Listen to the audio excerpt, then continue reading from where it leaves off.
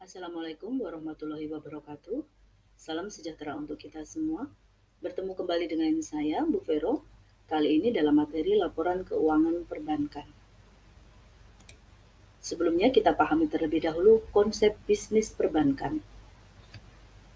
Keberadaan perbankan adalah sebagai lembaga intermediasi, di mana perannya adalah menghimpun dana dari masyarakat yang kelebihan dana untuk disalurkan kepada masyarakat yang kekurangan dana. Seperti yang bisa kita lihat pada gambar, di sini ada nasabah yang menyetorkan uang berupa simpanan ke bank. Menyetorkan atau menyimpan atau menitipkan, mempercayakan uangnya kepada pihak bank. Kemudian oleh bank, dana ini disalurkan kepada masyarakat yang membutuhkan. Ya, di sini adalah nasabah debitur. Nah, debitur ini mendapatkan dana dari bank dalam bentuk pinjaman. Nah, debitur ini atas pinjaman yang diberikan oleh bank memiliki kewajiban mengembalikan dalam rupa kewajiban pokok dan kewajiban bunga. Bunga yang dibayarkan oleh debitur ini dicatat oleh bank sebagai pendapatan bunga. Nah, sedangkan kewajiban bank terhadap nasabah yang tadi menitipkan uangnya atau disebut juga sebagai nasabah kreditur, bank memiliki kewajiban untuk membayarkan bunga kepada nasabah kreditur. Ini dicatat sebagai beban bunga. Nah, alur bisnis ini yang mendasari perbedaan laporan keuangan dari perbankan dibandingkan dengan perusahaan biasa. Baik, selanjutnya kita masuk ke laporan keuangan. Laporan keuangan merupakan catatan informasi keuangan pada suatu perusahaan pada satu periode tertentu untuk menggambarkan kinerja perusahaan tersebut. Setiap periode, perusahaan menyusun laporan tahunan yang berisi perkembangan historis dan rencana ke depan. Jadi bagaimana laporan keuangan menggambarkan perjalanan perusahaan dan dalam rencana tahun mendatang. Kemudian juga ikhtisar, laporan keuangan perusahaan, yakni rangkuman keuangan perusahaan selama 1 tahun berjalan. Nah, dengan demikian, tujuan dari laporan keuangan antara lain memberikan informasi khas mengenai posisi keuangan perusahaan, memberikan informasi keuangan mengenai hasil usaha perusahaan, memberikan laporan dan interpretasi kondisi dan potensi perusahaan, dan memberikan informasi akan kebutuhan pihak yang berkepentingan. Nah, bagaimana dapat menilai kondisi keuangan dari suatu perusahaan? Misalnya, melalui beberapa bentuk dari unsur laporan keuangan seperti neraca, laporan laba rugi, laporan arus kas. Itu adalah untuk perusahaan yang biasa.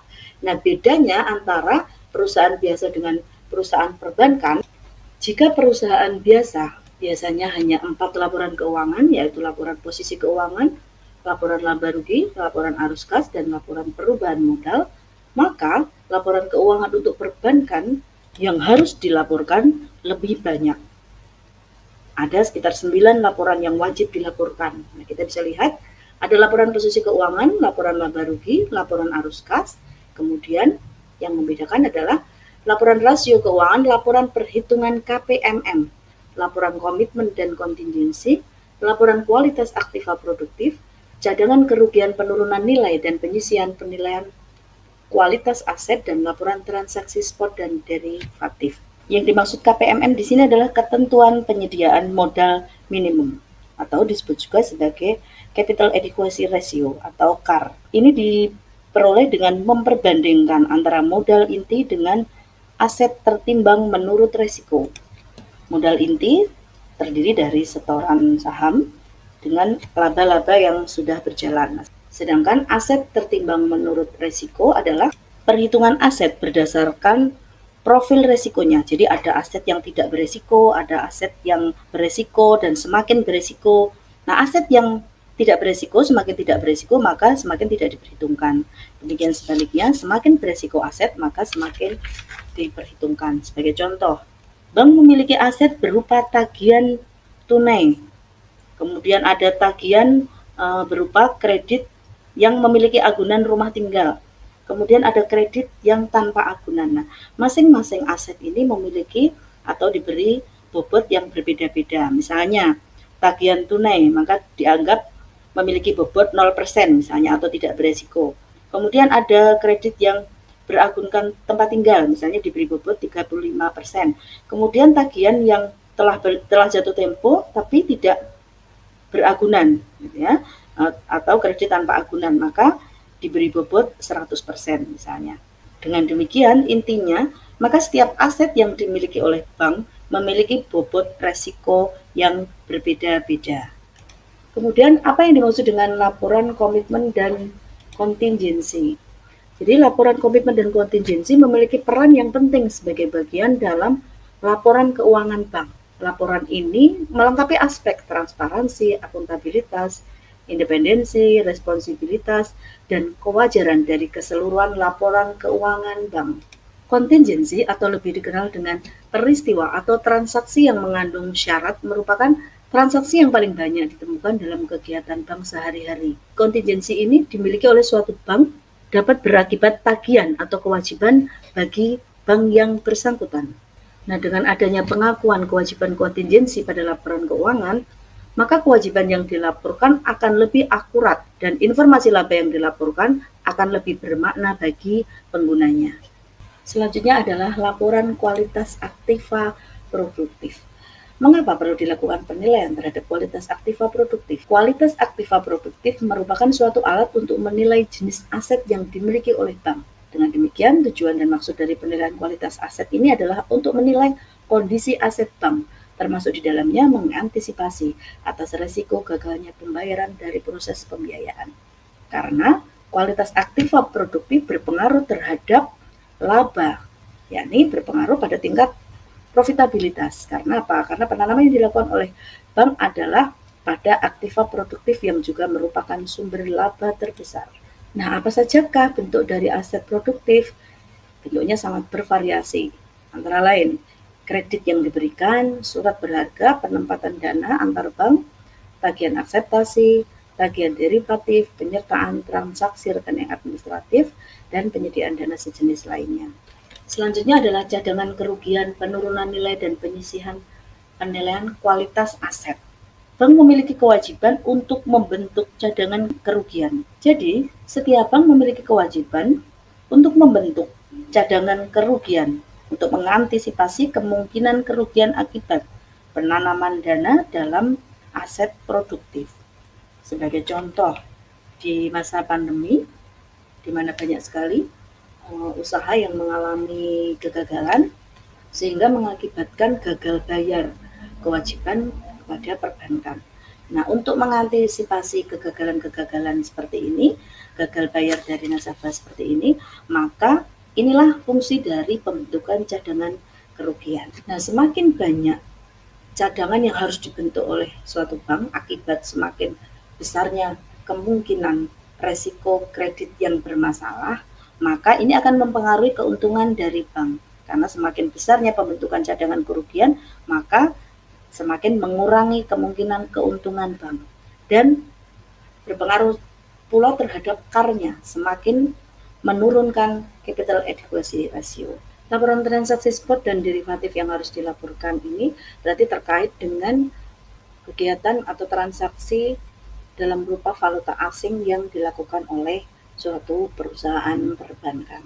Nah, selanjutnya, jika kita lihat dari laporan posisi keuangan, maka akan nampak ada banyak sekali item-item yang kita bisa lihat, item-item besar dari aset, liabilitas maupun ekuitas. Yang pertama, aset. Konsep aset antara perusahaan biasa berbeda dengan perusahaan perbankan. Jika pada perusahaan biasa, aset merupakan sesuatu yang dimiliki, sedangkan untuk perusahaan perbankan, aset merupakan uang yang dipinjamkan ke pihak lain, misalnya dalam rupa penempatan pada Bank Indonesia, berarti uang yang ditempatkan di Bank Indonesia. Kemudian ada surat berharga, kemudian ada kredit yang diberikan atau disalurkan kepada masyarakat. Kemudian ada penyertaan modal, jadi penyertaan kepada pihak lain. Nah, dari item-item tersebut yang paling besar adalah kredit yang diberikan. Kemudian pada liabilitas kita bisa melihat ada item-item giro tabungan deposito berjangka, surat berharga yang diberikan. Nah, ini merupakan kewajiban yang harus dibayarkan pihak bank kepada kreditur. Yang paling besar adalah giro tabungan dan deposito yang merupakan dana dari pihak ketiga. Baik, kemudian adalah ekuitas. Nah, karena bank adalah lembaga intermediasi yang menghubungkan pihak yang membutuhkan modal dengan yang kelebihan modal, maka permodalan adalah sangat penting bagi perbankan. Nah, modal ini terdiri dari setoran-setoran dari pemilik saham maupun laba yang sudah berjalan beberapa periode. Baik, kemudian kita menuju ke laporan laba rugi. Perbedaan laporan laba rugi dari perusahaan biasa dengan perusahaan perbankan adalah di dalam hal kalau perusahaan biasa dari pendapatan hasil penjualan, sedangkan untuk perbankan kita mendapatkan dari hasil penjualan kreditnya. Jadi merupakan pendapatan dari bunga pinjaman yang disalurkan merupakan item terbesar. Kemudian untuk pos bunga yang paling besar selain beban bunga kepada dana pihak ketiga juga merupakan beban kerugian penurunan nilai aset keuangan yang sudah kita bahas di depan tadi, kaitannya dengan cadangan kerugian penurunan nilai aset keuangan tadi. Kemudian selain itu juga ada beban bunga pajak. Baik, selanjutnya kita menuju ke neraca, sama halnya dengan neraca perusahaan pada umumnya ya, merupakan keseimbangan antara harta dengan kewajiban dan ekuitas atau modal. Kemudian kita bisa lihat di sini keseimbangan antara aktiva dan pasifa, aktiva aset, pasifa kewajiban atau utang, dan modal atau ekuitas. Jika pada aktiva merupakan aktivitas investasi, maka pada pasifa adalah aktivitas pendanaan. Kemudian di aktiva kita bisa melihat total aset, di pasifa kita bisa melihat kewajiban dan modal. Di aktiva kita melihat aset lancar dan aset tetap, di pasifa kita melihat kewajiban lancar, hutang jangka panjang, dan modal. Baik, untuk lebih memudahkan, kurang lebihnya adalah seperti ini ya. Selanjutnya kita bisa lihat persamaan akuntansi untuk bank. Harta terdiri dari penempatan dana, penyaluran dana dalam kredit, penanaman dana dalam aktiva tetap, dan penanaman lain. Kemudian di sisi pasifa, utang terdiri dari dana masyarakat, dana pinjaman, dan dana lainnya. Kemudian modal saham, laba ditahan, laba rugi tahun berjalan. Baik, selanjutnya kita bisa lihat di aktiva apa saja item-itemnya, mulai dari kas, BI, kemudian tagihan pada bank lain, kredit yang diberikan yang menempati pos terbesar ya, pos dengan nominal terbesar, dan seterusnya sampai ke rupa-rupa aktiva. Kemudian untuk pasifa kita bisa lihat giro, call money, tabungan, deposito berjangka, kewajiban lainnya, dan seterusnya hingga laba rugi tahun lalu yang belum dibagikan dan tahun berjalan. Baik, ini adalah contoh dari neraca yang kita bisa cermati dari datanya. Yang paling besar adalah di pos kredit yang diberikan. Kemudian di sisi pasifa kita bisa melihat yang paling besar adalah dari kewajiban kepada dana pihak ketiga. Selanjutnya kita bisa melihat laporan laba rugi. Pendapatan yang terbesar adalah pendapatan bunga dari kredit yang diberikan. Sedangkan beban bunga kita bisa melihat beban bunga pada pihak ketiga maupun beban cadangan kerugian penurunan nilai aset produktif. Baik, sekian dari laporan keuangan perbankan. Terima kasih atas perhatiannya. Kita bertemu kembali di materi lainnya. Wassalamualaikum warahmatullahi wabarakatuh. Salam sejahtera untuk kita semua.